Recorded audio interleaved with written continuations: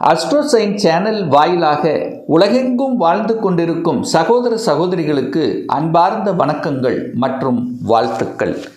இன்றைய பதிவு 5 கிரகங்கள் இணைவு எங்க கும்பமனையில், அதாவது காலச்சக்கரத்தினுடைய 11வது வீடான லாபஸ்தானத்தில் 5 கிரகங்கள் இணைவு. யாரெல்லாம் இணைகிறது? ராகு பகவான், புதன் பகவான், சுக்கிரன், சூரியன், செவ்வாய், இந்த 5 கிரகங்கள் இணைந்து காலச்சக்கரத்தினுடைய 5வது வீடான சிம்மத்தை பார்க்கும் பொழுது நிச்சயமாக நிறைய மாற்றங்கள் நடக்க காத்து கொண்டிருக்கிறது. ஸோ என்ன மாதிரியான மாற்றங்கள் என்பதை 12 ராசிகளுக்கும் மேச முதல் மீனம் டீட்டெயிலாக நம்ம பார்க்க போகிறோம். இந்த பதிவை முழுவதுமாக பாருங்க. நிச்சயமாக ஏதாவது ஒரு ரூபத்தில் உங்களுக்கு யூஸ்ஃபுல்லாக இருக்குங்கிறதுல எந்தவித மாற்று கருத்தும் கிடையாது. நம்மளுடைய சேனலை நீங்கள் ஃபர்ஸ்ட் டைம் பார்ப்பவர்கள் என்றால் மறக்காம சப்ஸ்கிரைப் பண்ணிக்கிங்க.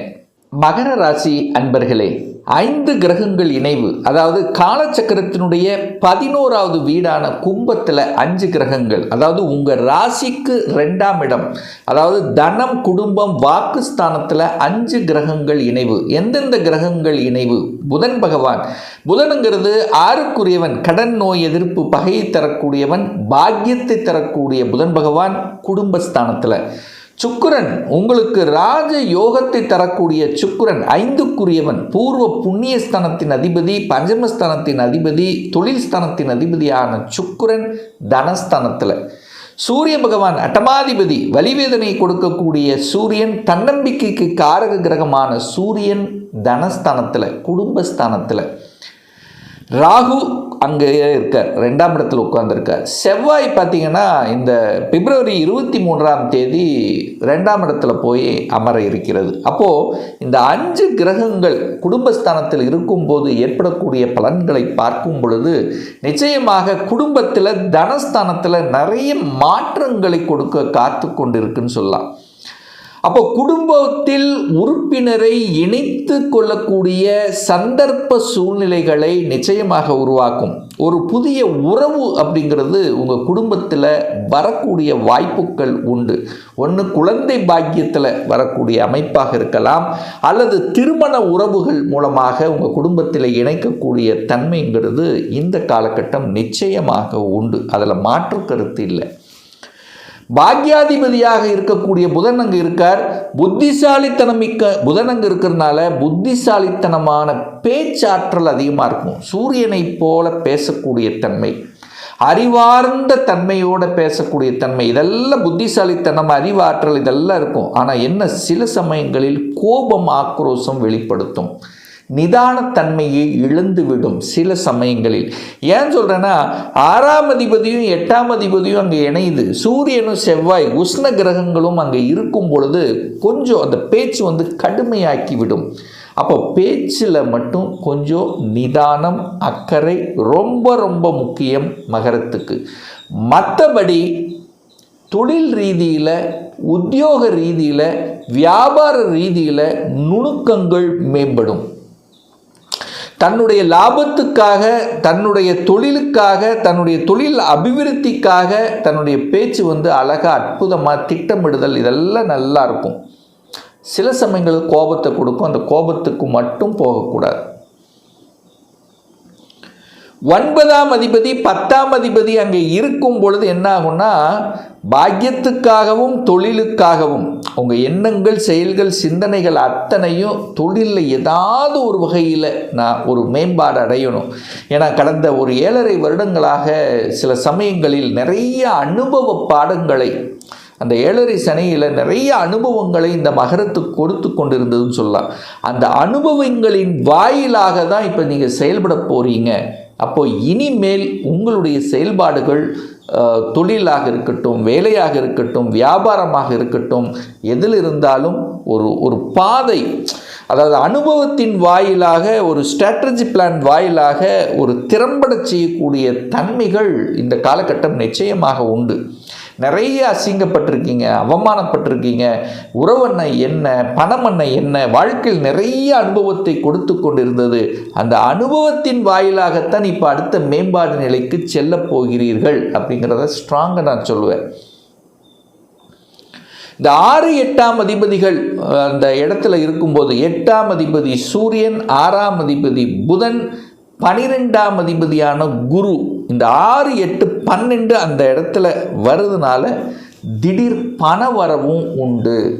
எங்கேயாவது ஒரு இடத்துல மாட்டி இருந்த பணம் அல்லது இன்சூரன்ஸ் வழியாகவோ அல்லது எங்கேயோ ஒரு இடத்துல ரொம்ப நாளாக, அதாவது ஒரு விற்காத நிலம் விற்று, ஸோ ஒரு திடீர் பணம் வருவதற்கான வாய்ப்புகள், சந்தர்ப்பங்கள் இந்த காலகட்டம் மகரத்துக்கு நிச்சயமாக உண்டு அப்படின்னு தான் சொல்லுவேன். கடன் என்பது கடனை பற்றிய சிந்தனை ஓட்டங்கள் அதிகமாக இருக்கும். கடனை வாங்கணும் அல்லது கடனை அடைக்கணும், தொழிலுக்காக கடனை விரிவுபடுத்தணும். ஸோ இப்போ கடனை பற்றிய சிந்தனைகள் உங்கள் ஆழ் மனதில் ஓடிட்டே இருக்கும். ஒன்று கடன் அடைக்கிறது அல்லது கடனை வாங்குறது. ஸோ இது எது செய்தாலும் அது பாசிட்டிவுக்காக செய்யுங்க, தப்பில்லை. அதே சமயத்தில் சூரியன் 8ஆம் அதிபதி, சூரியன் அட்டமாதிபதி குடும்பஸ்தானத்தில் இருக்கின்ற காரணத்தால் அந்த சூரியன் 8ஆம் இடத்தையே பார்க்குறார். அப்போது அரசு காரியங்களில் வெற்றி உண்டுன்னு சொல்லுவேன். எதிர்பாராத விதத்தில் வெற்றி உண்டு. இந்த அரசாங்க வேலையில் இருக்கக்கூடிய மகரத்துக்கு பார்த்திங்கன்னா 1 வருஷமாக ப்ரமோஷன் இல்லை, 2 வருஷமாக ப்ரமோஷன் இல்லை, ஒரு இடமாற்றம் இல்லை அப்படின்னு நினச்சிட்டு இருக்கக்கூடிய மகரத்துக்கு திடீர் ப்ரமோஷன், திடீர் இடமாற்றம் என்பது நிச்சயமாக உண்டு இந்த காலகட்டத்தில் அப்படின்னு நம்ம எடுத்துக்கலாம். ட்ராவல் செய்யக்கூடிய அமைப்புகள் நிறைய பேர்த்துக்கு உண்டு. தொழில் ரீதியாக அல்லது வியாபார ரீதியாக உங்கள் ஊரை விட்டு வெளியே ஒரு சிறு தூர அல்லது தூர தேச பிரயாணத்துக்கு சென்று வரக்கூடிய வாய்ப்புகளையும் சந்தர்ப்பங்களையும் உருவாக்கும். அப்போ ட்ராவல் என்பது நிச்சயமாக உண்டு, அதில் மாற்று கருத்து என்பது இல்லை. வேலை பார்த்திங்கன்னா நிறைய பேர்த்துக்கு இந்த மகரத்துக்கு வேலை கிடச்சிரும். ஏதோ ஒரு வேலையில் இருந்துகிட்ருக்கீங்க பாருங்கள், இப்போ தான் உங்கள் மனசில் ஆள் மனசில் தோணும், நான் படித்த படிப்பு வேறு, நான் பார்க்குற வேலை வேறு. ஸோ நான் படித்த படிப்புக்கு உண்டான வேலைக்கு போகணும் அப்படிங்கிற எண்ணத்தை இப்போ நிச்சயமாக ஆழ்மனதில் தோன்றும். அதற்கு நீங்கள் அப்ளை பண்ணலாம். அதற்குண்டான வாய்ப்புகள் உங்களுக்கு தேடி வரும். அப்போ வேலை அப்படின்னு எடுத்துக்கிட்டால் மகரத்துக்கு இந்த காலகட்டம் வேலை உண்டு, நிச்சயமாக உண்டு. ஏன்னா 6ஆம் இடத்தில் குரு பகவான் அமர்ந்து கொண்டு இந்த 5 கிரகங்களை பார்க்குறார். அப்போ உங்கள் முயற்சியால், அந்த குருங்கிறது உங்களுக்கு முயற்சி ஸ்தானத்தின் அதிபதி, நிச்சயமாக உங்கள் முயற்சியால், உங்கள் தன்னம்பிக்கையால் வெற்றி கிடைக்கும். அரசாங்க எக்ஸாம் எழுதணுங்கிற ஆர்வம் நிறைய பேர்த்துக்கு இந்த காலகட்டத்தில் உருவாக்கும். ஏன்னா சூரியன் தன் வீட்டை சிம்மத்தை பார்த்து வலுப்படுத்துது. இந்த 5 கிரகங்கள் சிம்மமனையை பார்க்குது. ஆளுமை மிக்க அந்த சிம்மத்தை பார்க்கறதுனால ஆளுமை தன்மைக்காக அட்மினிஸ்ட்ரேஷனில் போகணும், அட்மினிஸ்ட்ரேஷனை படிக்கணும் அப்படிங்கிற எண்ணங்கள் வரும். குரு பகவான் 12ஆம் இடத்தை பார்க்கறதுனால வெளிநாட்டு தொடர்புகளை கொடுக்கும். நான் வெளிநாட்டில் போய் வேலை பார்க்கணும், அதுக்காக விசா அப்ளை பண்ணி காத்துட்ருக்கேன், அல்லது வெளிநாட்டில் குடியுரிமை வாங்கணும். ஸோ இந்த எண்ணங்கள் உங்கள் மனசில் தோன்றும், அதை செயல்படுத்துவீங்க, அதில் வெற்றியும் கிடைக்கும். குலதெய்வ வழிபாடு ரொம்ப ரொம்ப முக்கியம். இந்த குலதெய்வத்தினுடைய அருள் ஆசியால் இந்த குழந்தை பாக்கியம் கிடைக்கக்கூடிய அமைப்பு மகரத்துக்கு உண்டு. ஏன்னா குழந்தை காரக கிரகமான குரு பகவான் இப்போ வக்ர நிலையில் இருக்கார் அல்லவா. இப்போ இந்த காலகட்டத்தில் வக்ர நிவர்த்தி அடைந்து அந்த குழந்தை ஸ்தான கிரகம் என்று சொல்லக்கூடிய அந்த சுக்கிரனை பார்க்குறார். அப்போ குழந்தை காரக கிரகம் குழந்தை ஸ்தான கிரகத்தை பார்க்குகின்ற காரணத்தாலும் 2ஆம் இடத்தில் குடும்பத்தில் ஒரு உறுப்பினரை இணைத்து கொள்ளக்கூடிய நிகழ்வு இருக்கிறதுனால ரொம்ப நாளாக அந்த நிறைய ட்ரீட்மெண்ட் எடுத்தோம், நிறைய செலவு செய்தோம், நம்ம குடும்பத்தை எல்லாமே இருக்குது, தொழில் இருக்குது, வேலை இருக்குது, பணம் இருக்குது, எல்லாம் இருக்குது, பட் குழந்தை பாக்கியம் என்கின்ற அந்த ஒரு கவலை மட்டும் இருக்கக்கூடிய அந்த மகரத்துக்கு அந்த கவலையை போக்கக்கூடிய வகையில் இந்த காலகட்டம் அமையப்பெறுகிறது இந்த மகர ராசி என்பவர்களுக்கு. அப்போது இந்த 6 8ஆம் அதிபதிகள் 12 கனெக்ட் ஆகிறதுனால ஒரு இன்ப அதிர்ச்சிங்கிறது கண்டிப்பாக உண்டு. இல்லாத கிடைக்காத ஒன்று, நடக்காத ஒன்று நடந்துருச்சு. குழந்தை பாக்கியம் இல்லாமல் இருந்துருச்சு. ஒரு வேலை கிடைக்காமல் ஒரு 2 மாதம் போராடிட்டு இருந்தேன், வேலை கிடைச்சிருச்சு. ஒரு இடமாற்றம் கிடைச்சிருச்சு. திருமணம் நிச்சயிக்கப்பட்டு விட்டது. இன்னார் இவர் என்று அறிமுகப்படுத்தக்கூடிய நிகழ்வுகள், இப்படி ஒரு நல்ல செய்தியை கொடுக்கக்கூடிய ஒரு காலகட்டமாக இந்த மகரத்துக்கு நிச்சயமாக அமையும். ஏன்னா இந்த 5 கிரகங்கள் 8ஆம் இடத்தை பார்க்குது. 8ஆம் இடம் என்பது ஒரு வலிவேதனை அல்லவா? ரொம்ப நாளாக ஒரு வழக்கு இருக்குது சார், ரொம்ப நாளாக ஒரு பிரச்சனை ஓடிட்டு கொண்டிருக்கு. அது தீர்வு கொடுக்கக்கூடிய அமைப்பு உங்கள் முயற்சியால் நிச்சயமாக நடக்கும். அப்போது நல்லது நடக்கக்கூடிய ஒரு காலகட்டமாக இந்த மகரத்துக்கு அமையப்பெறும். இன்னும் ஒரு துல்லிய பலன் வேணும். அதாவது 2026 சொந்த தொழில் செய்வதற்கான கொடுப்பினை உண்டுன்னா எப்போ? வேலையில் எப்போ நமக்கு ப்ரமோஷன் கிடைக்கும்?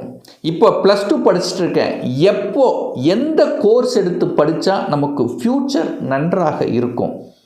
திருமணம் தடைப்பட்டு கொண்டே இருக்கிறது, எப்போ தான் நமக்கு திருமணம் நடக்கும்? எப்போ குழந்தை பாக்கியம் கிடைக்கும்? எப்போ வீடு கட்டுவேன்? இது போன்ற கேள்விகளுக்கு துல்லியமான பதிலை நம்மால் கூற முடியும். ஒரு பர்சனல் கன்சல்டேஷன் எடுத்துக்கணும், ஒரு சுய ஜாதகம் பார்க்கணும் என்று விருப்பப்படக்கூடிய அன்பர்கள் டிஸ்பிளே தெரியக்கூடிய நம்பருக்கு வாட்ஸ்அப் மூலியமாகவோ ஃபோன் கால் மூலியமாகவோ தொடர்பு கொண்டு அப்பாயின்மெண்ட் பெற்றுக்கொண்டு நேரடியாகவோ அல்லது ஆன்லைன் மூலமாகவோ கன்சல்டேஷன் எடுத்துக்கலாம். நம்மளுடைய அலுவலகம் கோயம்புத்தூரில் அமைந்துள்ளது. அதாவது கோயம்புத்தூரிலிருந்து மேட்டுப்பாளையம் செல்லும் வழியில் வெள்ளக்கிணர் பிரிவு அன்னபூர்ணா ஹோட்டலுக்கு அருகாமையில் அமைந்துள்ளது. பிரியர் அப்பாயின்மெண்ட் வாங்கிட்டு நேரடியாக கன்சல்டேஷன் எடுத்துக்கலாம். மீண்டும் ஒரு நல்ல பதிவில் உங்களை சந்திக்கும் வரை உங்களிடமிருந்து விடைபெறுவது உங்கள் அஸ்ட்ராலஜர் டாக்டர் சதீஷ்.